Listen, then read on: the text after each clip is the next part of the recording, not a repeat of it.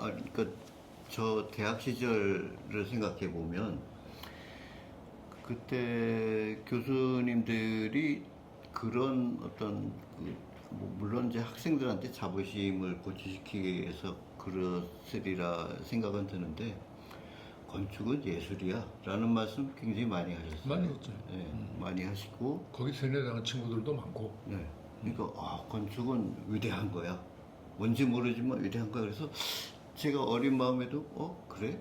나는 건축이 뭐 이렇게 집 짓고 그런 건 줄 알았는데 예술이란 말이야. 근데 교수님들이 그게 건축이라는 게 왜 위대하고 왜 예술이고 어떤 점이 예술의 측면이 있고 이런 말씀을 안 해주셨어요.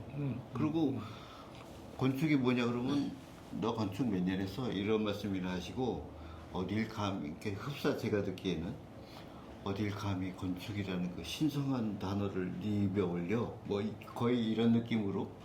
근데 지금 생각해 보면은 그분들도 건축이 뭔지에 대해서 이렇게 단도직입적으로 설명을 하실 수 없지 않았을까? 라는 생각이 들어요. 그러니까 그게 그러니까 우리가 보는 모든 어떤 그 사실에는 그 눈에 보이는 현상이 있고 그 현상을 만드는 그 본질이라는 게 있는데 사람들은 대부분 다 현상만 봐요. 그러니까 우리를 가르쳤던 교수님들, 어르신들은 뭐 그 당시만 하면 뭐 잘했다는 분들은 뭐 일본 유학을 갔다 왔거나 뭐 김종업 선생처럼 뭐 파리에 가서 뭐 꼬르피제 밑에서 한 경우도 있기는 하지만 나는 그분들이 그냥 건축을 현상으로만 본 거 아닌가? 모양으로만. 그러니까 그런 모양을 만드는 원인이나 이유는 잘 모르겠고, 그러니까 겉만 보고 건축은 예술이야. 근사하잖아. 근사하게 보이잖아. 뭐 그렇게만 봤던 것 같아. 근데 그게 그러니까 우리 스스로가 건축을 가볍게 만들어 버린 거야. 근데 그 영향이 난 지금까지도 계속해서 내려오고 있고, 뭐 건축하는 사람들뿐만 아니라 그걸 건축을 가르치는 교수들로서부터 갖다 그 영향에서 자유롭지 않다고 봐. 제가 경험한 그 한 클라이언트는 공무원 생활을 쭉 하시던 분이었어요. 근데 이제 정년 퇴임 딱 하고 나서 그 축적된 그 자금으로 이제 자기 집을 하나 만들고 싶어져서. 근데 저는 그분은 직접 모르고 그 안주인과 어떻게 인연이 닿아서 제가 설계를 해드렸는데 제가 아주 굉장히 애매모호한 공간을 하나 제안을 했어요. 그런데 바깥 양반이 굉장히 화를 내시더라고요. 그래서 왜 저러시지 하고 보니까 그분은 거의 한평생을 아파트에서만 살던 분이에요. 아까 아파트 얘기 실컷 했지만 아파트라는 것 그리고 산다는 것은 주택이라는 거는 딱 그분 머리에는 이제 정해져 있는 거죠. 거실, 안방, 애들방, 주방 이거 외에는 다른 세상이 없었던 거예요. 그런데 제가 제안한 그런 애매모호한 공간을 보니까 화가 벌컥 나는 거죠. 왜 내가 모르는 공간을 이것 쪼개갖고 안방이나 더 넓게 해주지. 그러면서 화를 내시는데 그때 안주인이 이제 달래갖고 이거 다 생각이 있으시니까 만드는 거라고 갔어요. 근데 그 바깥 양반은 입주하는 날까지 입이 이렇게 부르퉁해 계시더라고요. 그래서 하는 수 없지 뭐 그렇게 설명을 드렸는데도 이해를 못 하시면 그러고 저는 일단 나왔는데 한 3년쯤 지나서 그 바깥 양반한테서 저한테 전화가 왔어요. 웬일인가 하고 받았더니 자기가 참 고맙게 생각한다고 자기가 밥을 한번 사고 싶다고. 그래서 그 안주인 되는 분께 한번 연락을 드려봤더니 바깥 양반이 거실이 있는데도 불구하고 매일 거기에만 가서 그 공간을 즐기고 계신다는 거예요. 그러니까 그러니까 우리가 그렇게 빡빡하게 이제 살아왔던 것 때문에 그 여백이라는 거를 만들면 큰일 나. 그러니까 소위 말하는 이제 마지널 스페이스는 굉장히 다양하게 쓸 수 있는 그런 공간이고 나는 뭐 나중에 이야기할 기회가 있으면 하겠지만 그 우리 한옥이 우리 전통 건축이 갖고 있는 가장 큰 그 장점이 그 마지널 스페이스를 가지고 있다는 거란 말이에요. 완전히 둘러쳐서 경계를 뚜렷하게 한 게 아니라 모호한 공간들을 만들어서 그걸 여백처럼 쓸 수 있게 만들어준 게 난 그거라고 생각하는데 근데 그 나는 내가 지금까지 이제 건축을 해오면서 가장 기억에 남는 클라이언트는 김동길 박사인데 그 양반은 나한테 설계를 의뢰를 하고 그다음에 디자인한 거를 가지고 가서 설명을 하려고 했더니 설명하지만 난 들어도 몰라. 그 다음에 자네 마음에 드는가? 내 마음에 드는 거 가지고 온 겁니다. 저도 여러 가지 아트를 만들어 봤는데 이게 제일 좋습니다. 라고 했더니 그러면 짓게 라고 해서 지었는데 그때 이제 딱 조건이 하나 있었어. 100년은 가는 집이어야 되네. 그랬었어. 근데 그걸로 그분하고의 그 건축에 대한 대화는 끝이었었어. 정말 훌륭한 클라이언트를 만나. 그러니까 그래서 가만히 생각을 해보면 그 이후에 내가 했던 작업들 중에 내가 대표작이라고 그러니까 내가 한 것 중에 제일 마음에 드는 게 뭐냐고 물어보면 대부분 다 그런 식으로 모든 것을 위임해 줬었던 클라이언트의 프로젝트들이 나한테 다 대표적으로 남아요. 저 어바나이브도 그렇고 바우징도 그렇고 뭐 원불교 몇 개 프로젝트도 그런 게 그러니까 이렇게 전폭적으로 신뢰를 해줬을 때 처음에 드는 생각은 뭐냐 하면 야 이거 코가 깨였구나. 옴치고 뛰지도 못하겠구나. 그렇죠. 그러니까 우리가 그동안에 한국의 건축가들이 그동안에 그러니까 내 세대에는 어떤 그게 있었냐면 건축을 이제 의뢰를 받아서 설계를 해서 이제 감리해가지고 이제 준공이 되면 잡지에 이제 실리게 되잖아. 잡지에 소개를 하게 되는데 거기에 이제 설계 소묘라는 걸 이제 써요. 소묘 쓸 때 첫 마디가 대부분 다 그거였어. 내 뜻은 그렇지 않았는데 집주인이 무식해서 시공자가 말을 안 들어서 공사비가 부족해서 공사 기간이 짧았어. 라는 다 핑계를 댈 수가 있었어. 핑계를 대서 내 뜻은 원래 장대스라 여건이 이렇게 만들었다라는 식의 이제 그걸 했는데 김 박사 같은 그런 경우에는 아니 원천 봉쇄를 그랬어 그거를 핑계 댈 거리를 그리고 그게 또 그 IMF라고 하는 아 그때였나요? 그때였었거든.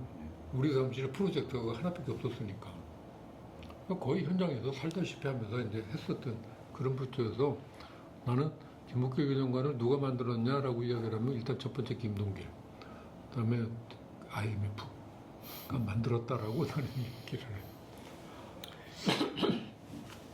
주제가 이제 건축이 과연 예술이냐를 생각을 해보면 만약에 예술이라는 그런 부류에 속한다고 우리가 주장을 하자면 그런 예를 들어요. 만약에 제가 돈이 굉장히 많아서 피카소의 어떤 진품을 제가 구입을 한단 말이에요.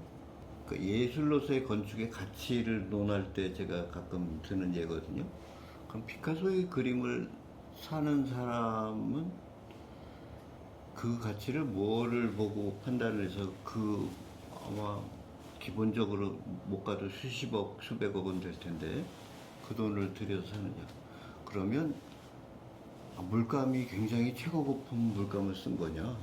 아니면 캔버스가 아니면 액자가 금을 바른 그런 액자여서 그렇게 산 거냐? 아닐 거란 말이죠.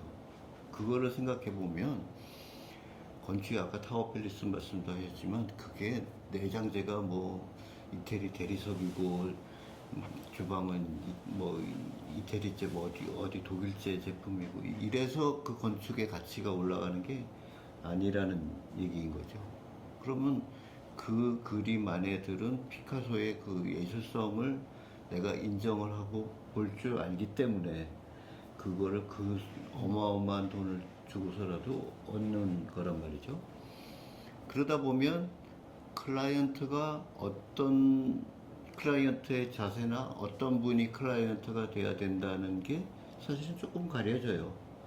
우리가 아무리 예술이 좋다고 하지만 우리가 전 국민이 다 집에 예술 작품을 다 걸 수 있는 능력은 또 안 되잖아요. 그런 여건도 안 되고. 그래서 만약에 나는 예술로서의 건축이 필요 없어 하는 분들은 그냥 건설로 충족이 되는 것만 하면 저는 된다고 생각해요. 근데 만약에 내가 정말로 예술로서의 건축을 가지고 싶어. 그러면 훌륭한 건축가를 찾아야 되는 게 클라이언트의 의무일 거라고 생각이 들어요. 그래서 이 사람이 어떤 종류의 예술로서의 건축을 하는구나 라는 거를 알 수 있게. 아니, 나는 그 건축이 예술이 아니다라고 하는 게 아니고 예술적인 면도 있어. 네. 네. 또 그 예술적인 면에 더해서 여러 가지 부과되는 가치들이 있기 때문에 그게 네. 문화라고 이제 이야기를 하는 건데, 예를 들면 그 방글라데시 국회의사당을 갔을 때 나는 루이스 칸이라는 건축가를 별로 이렇게 탐탁하게 생각하지 않았는데, 왜냐하면 대칭성에 또 중심 지향적이고 이런 그런 것 때문에 나는 이제 기하학적인 그런 도식 때문에 나는 별로라고 생각했는데, 거기 들어간 데는 나는 온몸에 소름이 돋았다고 감동한 거예요. 네. 그 칸의 그 공간이 막 이렇게 이 겹쳐지면서 흘러가는 장면을 보고 감동했었어. 그러니까 그거는 예술이야. 그러니까 사람을 감동시킬 수 있는 거. 그래서 피카소의 그림을 보고 게르니카를 보고 아니면 아비뇽의 처녀들을 보고 이렇게도 표현할 수가 있구나. 그런 것에 대해서 내가 공감을 해야 감동을 할 수 있는 거니까 공감과 감동이 동시에 일어나는 그런 경험들을 건축도 분명히 줄 수 있어요. 그것뿐만 아니라 하여튼 세계적인 명작이라고도 불리는 롱샹이라든가 이런 데들 가보면 그때 다들 이렇게 정말 이렇게 나는 어지간해서는 감동하지 않는데 거기서 탁살이 돋는 그런 느낌을 가지면 이게 뭐지라고 하는 느낌인데 이건 정말 그 예술이에요. 그런 면에서는 예술인데 그 예술적인 것을 가지고 거기서부터 이제 일어나는 여러 가지 이제 화학적인 효과들은 이걸 문화에 해당이 되는 거다라는 그런 생각을 해. 나는 내가 건축가 가기 전에 화가가 되려고 했었거든. 옛날부터 그 그림 잘 그린다는 이야기를 맨날 들어서 나는 화가가 될 거야라고 생각했는데 오늘 보니까 그거 안 된다고 그래갖고 건축으로 전향을 한 전향자인 셈인데, 그래서 그 그림에 대한 요즘에 유튜브 같은 데도 보면 이렇게 그 명화 해설 같은 것들 나오고 그러잖아. 근데 그런 걸 가만히 들어보면 그걸 평론해주는, 그러니까 평가해주는 이제 비평가들이 그림을 이렇게 설명을 할 때 그 그림 그 자체의 어떤 특징을 이야기하지 않아요. 거기에 얽혀 있는 서사를 이야기를 한다. 이 사람이 어떤 인생을 살았고, 어떤 과정에서 이런 그림이 나왔다. 얘가 이 화가가 표현하려고 했던 거는 이런 거다. 봐라, 이런 거 느껴지지 않냐? 라는 식으로 해설해 준단 말이에요. 그것처럼 건축이라는 그거는 화가는 캔버스에다가 자기의 모든 그 인생을 표현하면 되는데, 우리 건축은 땅에다 가는 거죠. 땅이라는 게 존재하지 않으면 건축은 불가능한 거예요. 공중에다가 띄울 수는 없는 거니까. 땅에다 가는 거면 그 땅이 어떤 땅인가를 알고 그 땅에 어떤 역사가 있었는지를 이해를 하고 거기에 맞는 어떤 건축적인 제스처를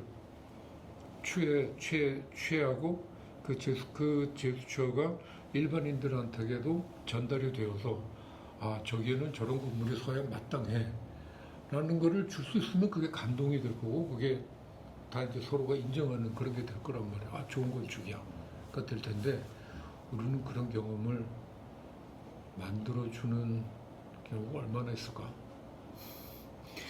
저는 뭐 약간은 좀 다른 어떤 해석일 수도 있겠는데, 작가, 라이터 혹은 시인들은 자기 펜으로, 자기 글로 자기가 갖고 있는 그 예술성을 표현하고, 화가는 자기 그림으로 표현을 한단 말이죠.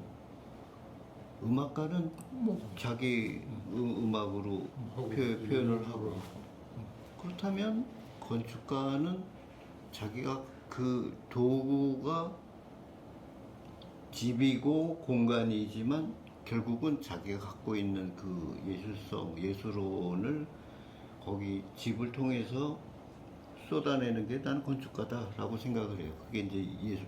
그러다 보면 다 지금 열거한 직업들은 가라는 호칭을 가지고 있어요. 작사 뭐 이러지 않고, 음악사 그러지 않고, 화사 그러지 않잖아요. 이건 또 다른 이제 그 논점으로 다가가긴 하는데, 그래서 건축가라는 사람들은 어때야 된다. 결국은 운명적으로는 자기가 가진 어떤 그 공간에 대한 예술로는 건물로 풀어내는 사람이 건축가다라는 그런 생각을 하게 되죠. 그래도 우리 사회에서 이제 건축사와 건축가라는 호칭 때문에 다들 그거 하는데, 건축사는 건축가들 중에 아주 후하게 딱 건축하는 사람들 건축가라고 하자고. 건축가들 중에 그거 지금 하시게? 그거 너무 길어질 것 같은데. 아니 그래서 짧고 허가를 낼 자격을 가진 사람을 건축사라고 하는 거예요. 많은 건축가들 중에. 건축가들 중에는 그 라이선스를 갖지 않은 사람도 있고, 그러니까 건축 허가를 낼 수 있는 건축사라는 직능이, 그건 하나의 건축가가 가질 수 있는 직능 중에 하나인 거지. 근데 우리는 지금 그게 호도돼 갖고 건축사가 아니면 건축가도 안 된다라는 식으로들 이야기하는 그런 게 우리의 소위 건설과 건축이 구분되지 않게 하는 우리 스스로의 그 덫이라고. 저는 그거를 설명할 때 그 예를 많이 드는데, 원래 자동차 번호판이 예전에 노란색하고 초록색만 있었단 말이죠. 노란색은 영업용, 그리고 초록색은 자가용, 그 개인 소유. 근데 뭐 초록색은 요즘 이제 흰색으로 다 바뀌었지만, 근데 조금 지나니까 난데없이 최근에 하늘색 번호판이 생겼어요. 그럼 보니까 저건 뭐냐 그랬더니 그거는 전기 자동차다. 친환경. 네. 그리고 조금 있다 보니까 또 다른 색깔 번호판이 생겼는데 저건 뭐냐 그랬더니 그거는 법인용 번호판이다. 이게 무슨 상황이냐면, 같은 잣대를 대고 영업용이냐 아니냐만 구분을 했었던 것이 다른 척도가 들어온 거죠. 영업용이냐 아니냐를 불문하고 이게 전기자동차냐 아니냐, 혹은 또 제3의 판단 잣대가 들어와서 이게 법인이냐 아니냐.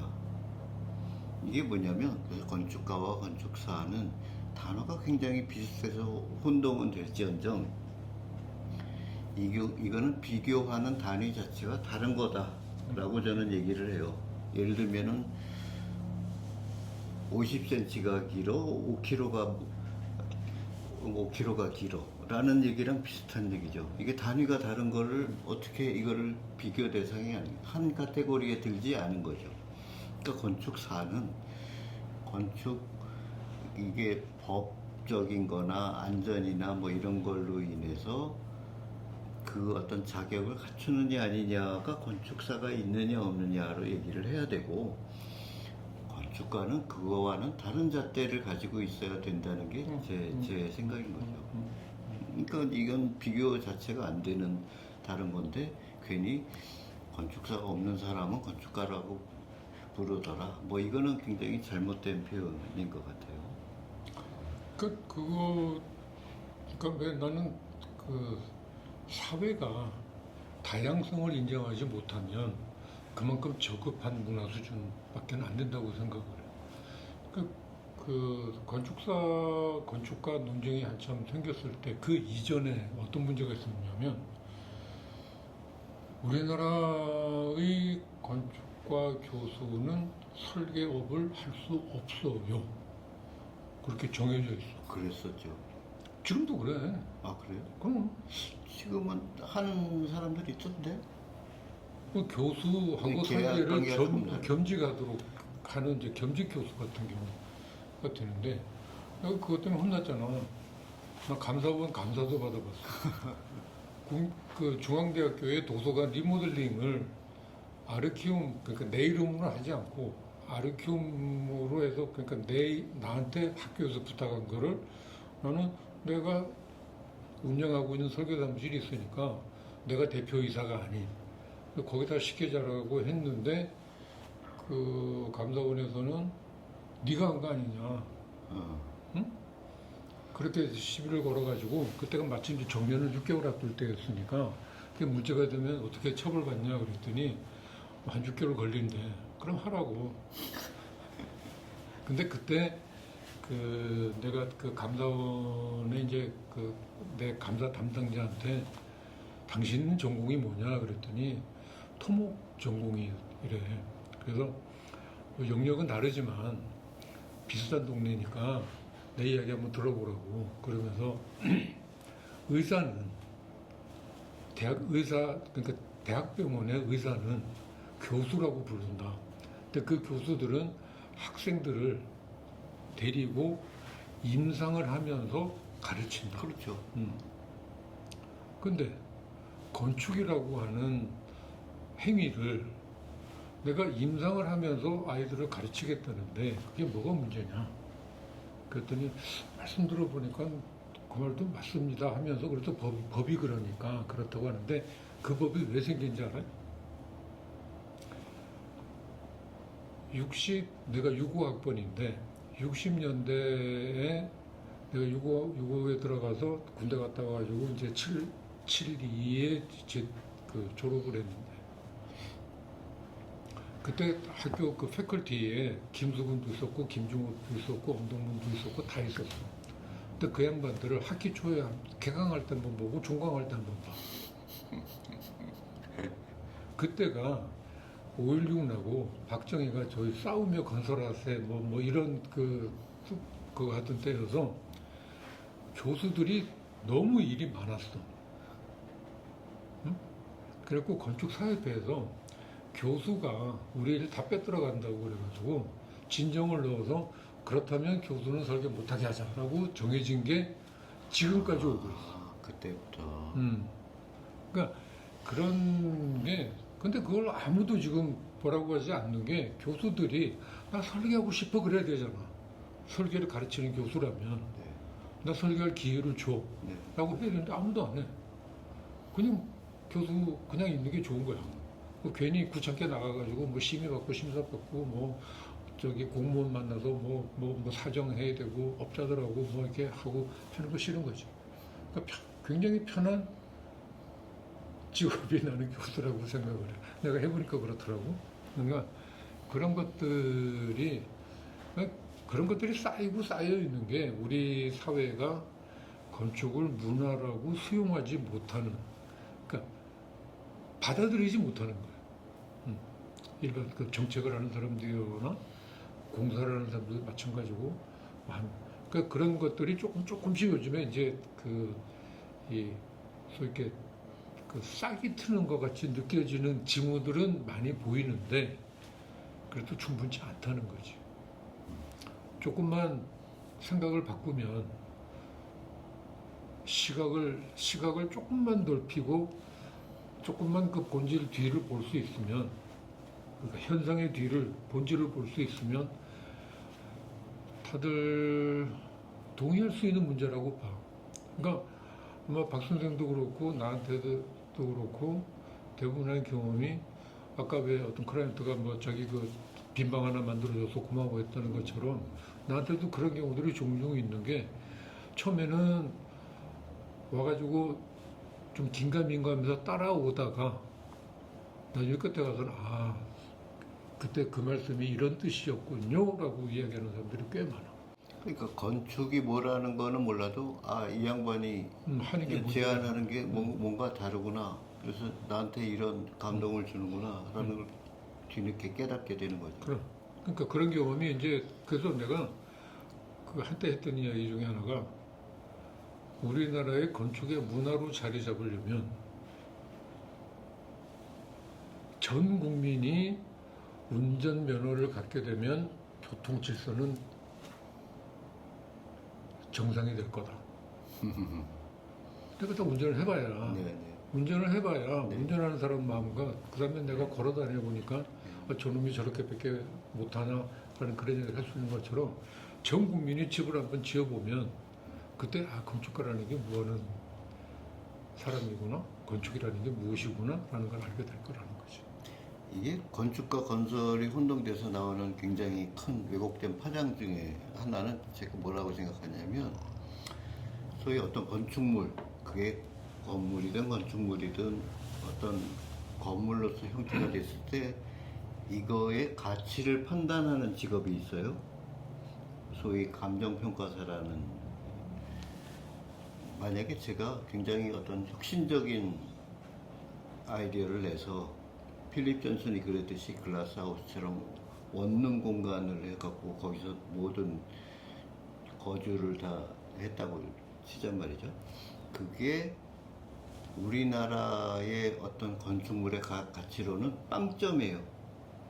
그 사람들이, 저도 들은 얘기인데, 그 사람들이 그 평가하는데 높은 순위를 치는 게 뭐냐면, 만약에 전체 연면적이 몇 평이다 그러면, 그러면 방이 몇 개, 그 개수를 충족하면 플러스, 충족하지 못하고 방 개수가 적으면 마이너스, 이렇게 되는 거예요. 건축적인 가치는 온데간데 없는 거고, 그게 또 부동산적인 가치로 맞는 건지도 모르겠는데 아주 이상한 잣대를 가지고 건축물의 가치를 평가를 한단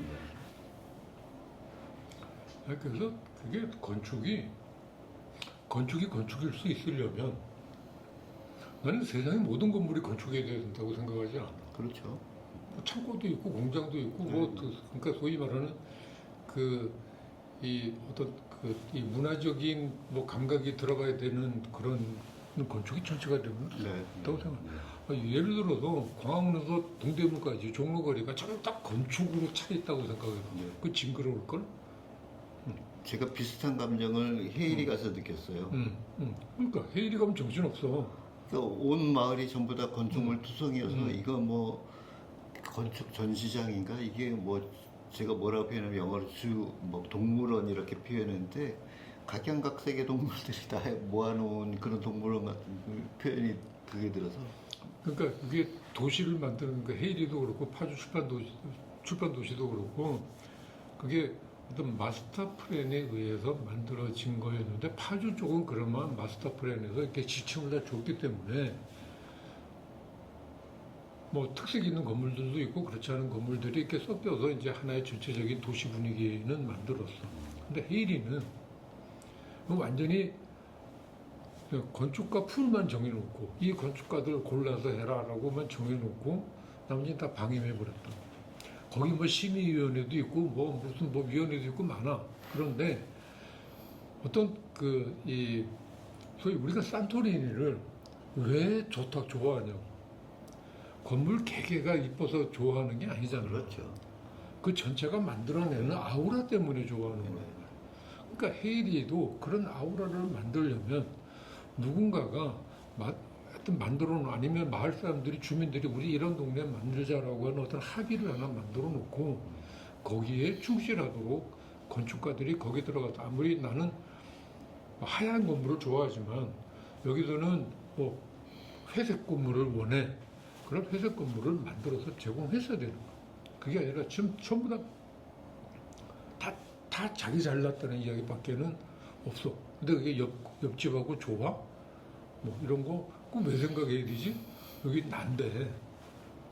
그러니까 그게 나는 굉장히 그러니까 결국 도시라는 건 건축이 모여서 만들어지는 결과물인데 그 그 도시를 만드는 방법조차도 예를 들면 유럽의 도시들을 뭐 파리나 런던이나 이런 데를 그러니까 소위 중세부터 만들어졌던 그런 도시들 특히 그 동구 쪽 가면 거기에 그 자본주의의 영향을 뒤늦게 받았잖아. 그 위에 뭐 게리에 뭐 댄싱하는 춤추는 건물도 생기긴 했지만 그 바로크의 건물들로 쫙 유지된 하나의 양식은 같이 하되 조금씩 변화가 있는 그 모습이 주는 그 그걸 뭐라 그래야 되지? 균제감이라고 해야 될까? 하여튼 뭐 그런 느낌이 그 도시를 기억에 남게 만든단 말이야. 거기 갔더니 이런 분위기였어.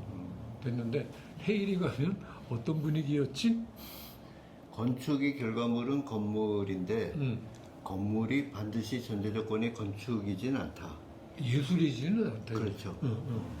그러니까 우리가 보통 뭐 건축은 예술이고 뭐 이런 저런 이야기를 하는데 근데 그걸 예술이라고 하면 그것도 너무 또 단세포적인 이야기가 되어버리기 때문에 예술이라고 하고 싶지는 않고 그 건축이 건물을 건설하는 어떤 지침과 원칙 뭐 아니면 목표 이런 것들을 이제 그 방향을 설정하고 우리가 이제 흔히 말하는 이제 컨셉이라고 이야기하는 그 개념을 설정해 주는 게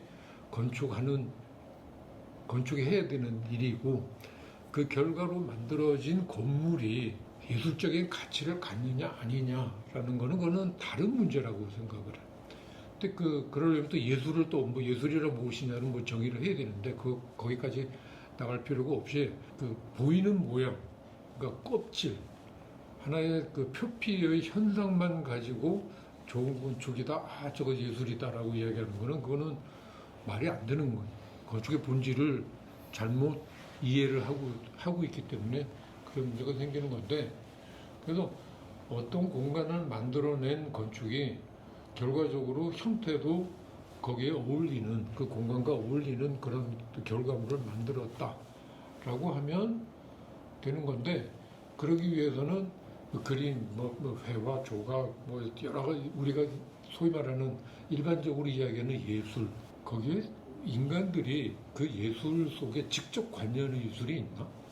행위예술 같은 게 혹시 있을지는 모르겠는데 그 행위예술에 들어가는 그 인간은 오브제지 그 주체가 아니잖아. 근데 주체가 움직이는 주체가 사용하고 주체가 이렇게 그 만들어 나가는 그런 건 없단 말이야. 그래서 나는 건축을 예술이다라고 하면 건축을 너무 이렇게 낮게 평가하는 것 같아요. 그래서 나는 건축을 문화라고 생각을 해서 건축이 건물이 완성됨으로 해서 그 건물이 일으켜내는 그러니까 사회의 어떤 그 반향을 일으키거나 그다음에 그 건물을 이용하는 사람들에게 어떤 감성적인 자극을 주거나 하는 그런 화학적인 효과가 나는 건축이 갖는 근본적인 이유라고 생각을 해서 나는 건축을 추상명사로 규정을 하고 싶어요. 건물은 그 보통 명사고 건설은 건축과 건물을 만드는 동사인 행위이고 건축의 정의는 뭐 지금 저희 둘이서 여기서 얘기하기가 어려울 만큼 실제로 건축가들 사이에서 그 지향하는 바가 다르고 그래서 그 지향하는 바에 따라서 건축의 정의도 아마 다 굉장히 여러 가지가 있을 거예요.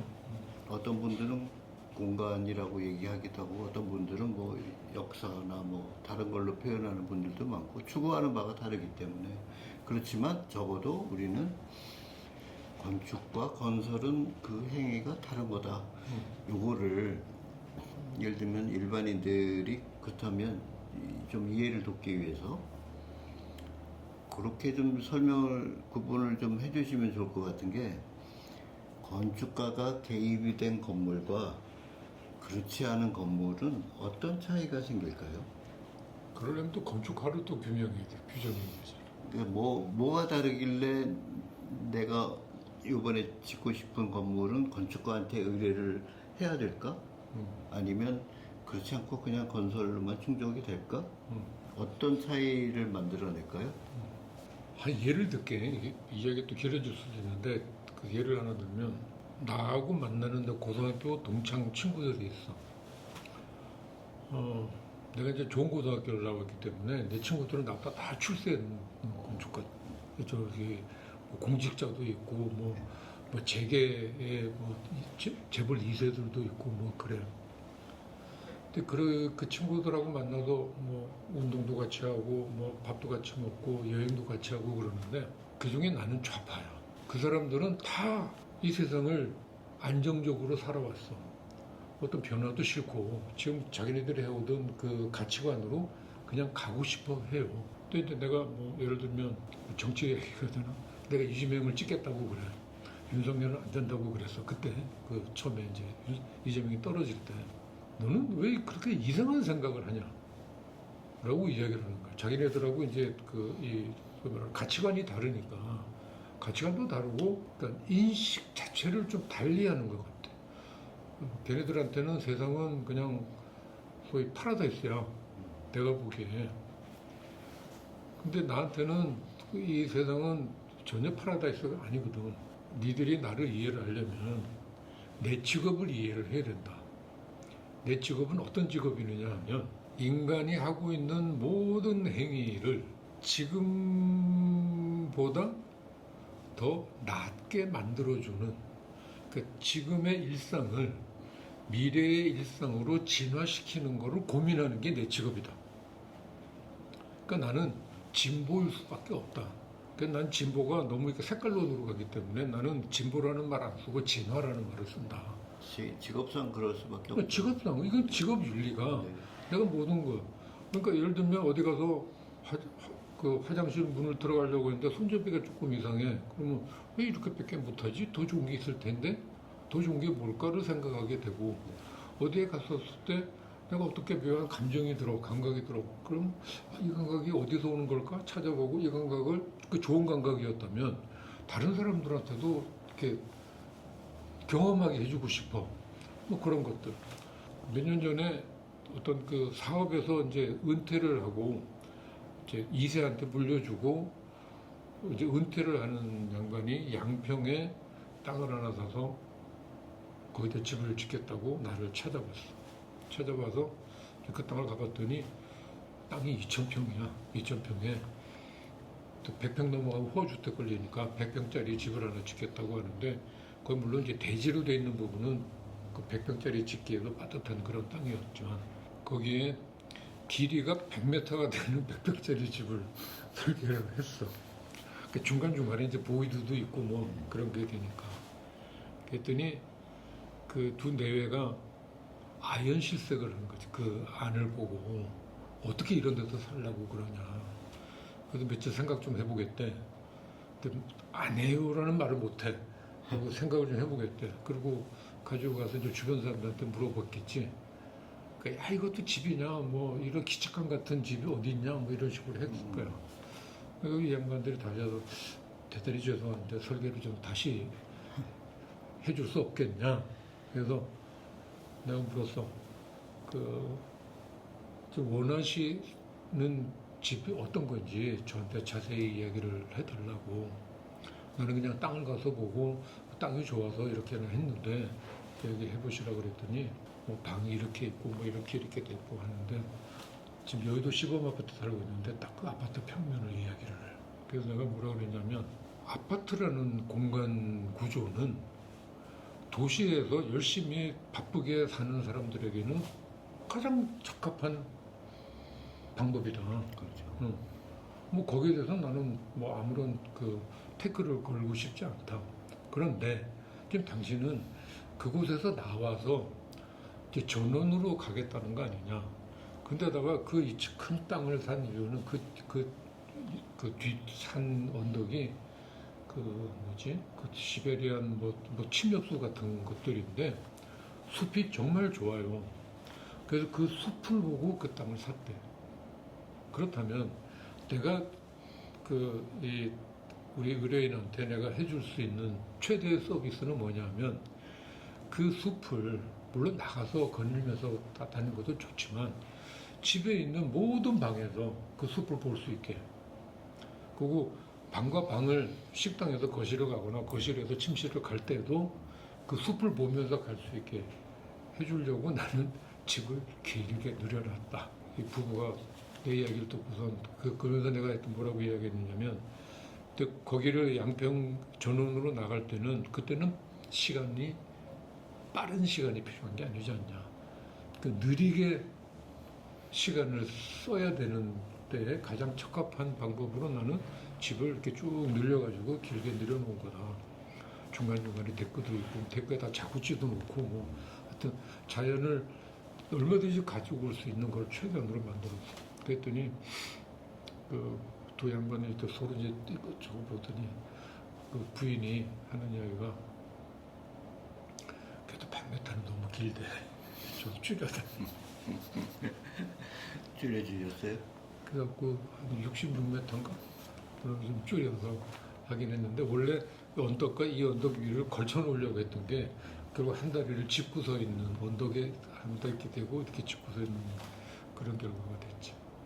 그러니까 그런 것처럼 그러니까 나는 그래서 그분한테 이야기했던 게 지금 아파트에서 굉장히 바쁜 생활을 하면서 뭐 중국에도 갔다 가고 외국도 왔다 갔다 하고 뭐 출근도 해야 되고 하면서 그렇게 바쁘게 지내다가 이제 모든 거 다 2세한테 넘기고 리타이어해서 나오면 그때부터는 어떤 일상을 살 것인지를 이야기해야 되는데 그 숲에 앉아가지고 아파트 같은 공간 속에서 숲에 앉아있고 싶으시냐고 그 이야기를 했더니 내가 잘못 생각했군요. 선생님대로 말씀대로 할게요 해가지고 지어졌던 집이 있어.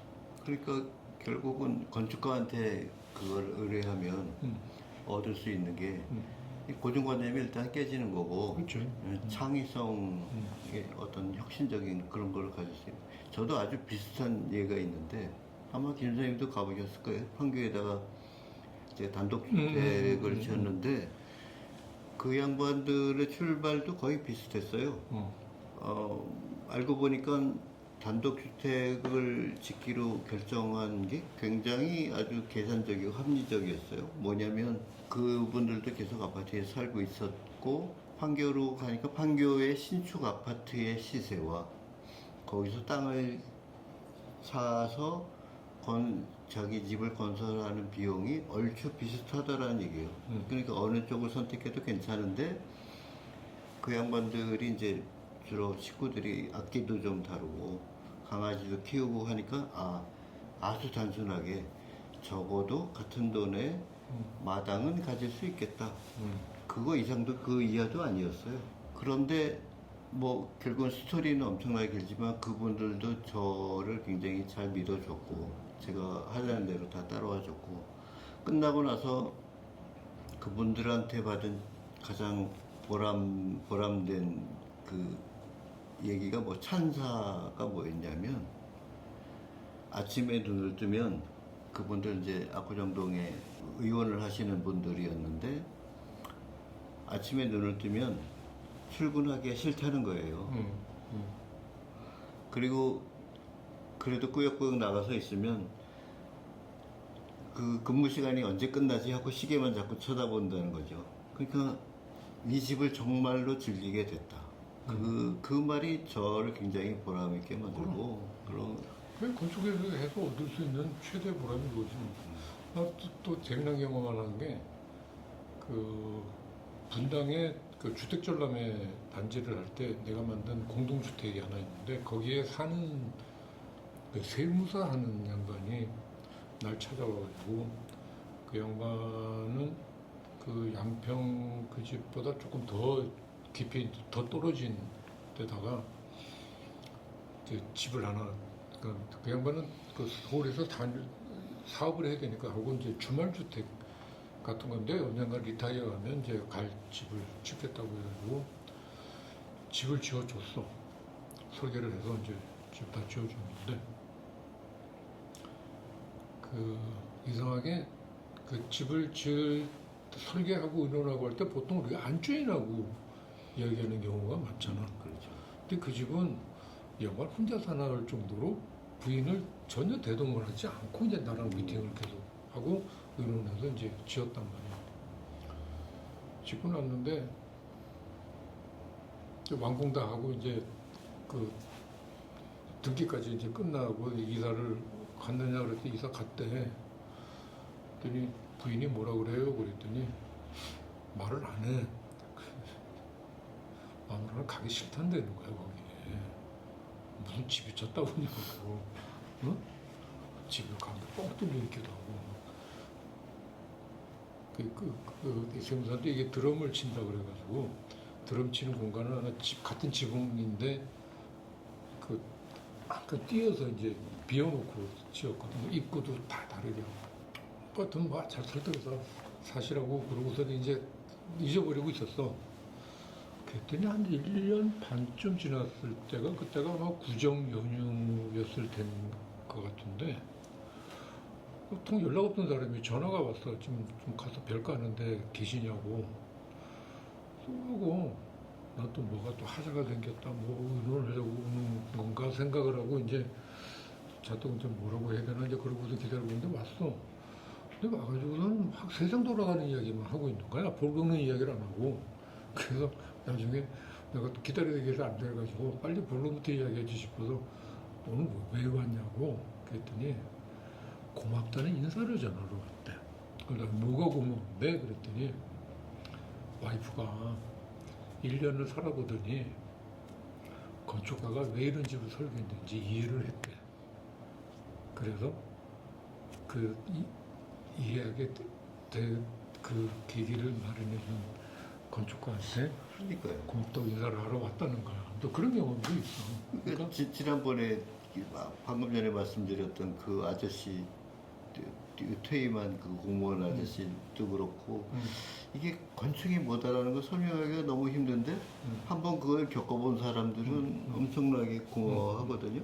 그러니까 전 국민이 설계해봐야 된대. 집을 지어봐야 된대.